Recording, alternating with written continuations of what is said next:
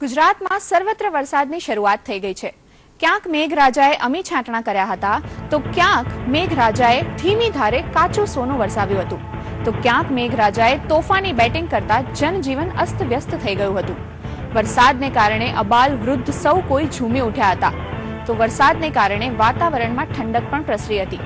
આવો જોઈએ છેલ્લા 24 કલાકમાં ક્યાં વરસાદ પડ્યો।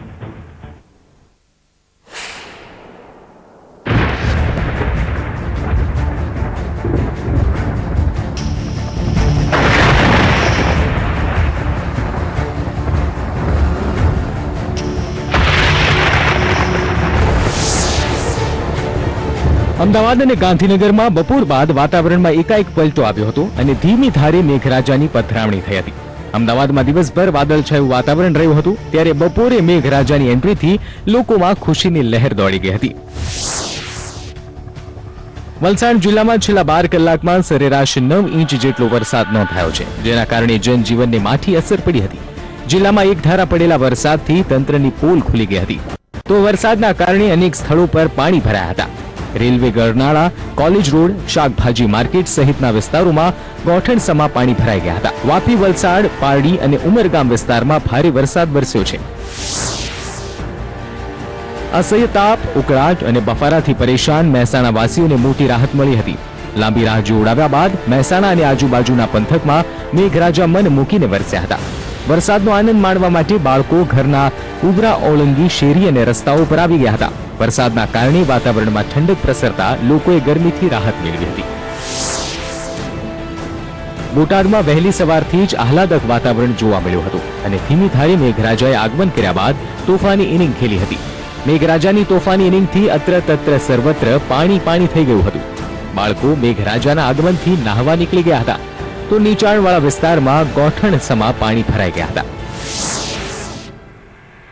જામનગર વાસીઓ પર મેઘાની મહેર હોય તેમ સવારથી જ કાળા ડિબાંગ વાદળો છવાઈ ગયા હતા અને બપોર સુધીમાં તો મેઘરાજાએ હેત વરસાવવાનું શરૂ કરી દીધું। જામનગર ઉપરાંતના પંથકોમાં સારો વરસાદ નોંધાયો હતો। વરસાદને પગલે નદી ડેમોમાં પાણીની નવી આવક થઈ હતી।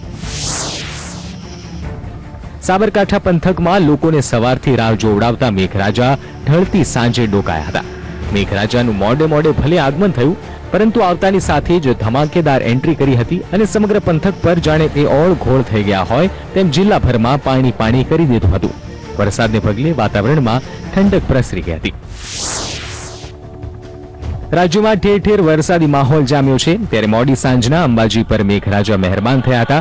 મેઘરાજા મહેરબાન થતા અડધો કલાકમાં જ અંબાજીમાં ઠેર ઠેર પાણી વહેતા થઈ ગયા હતા।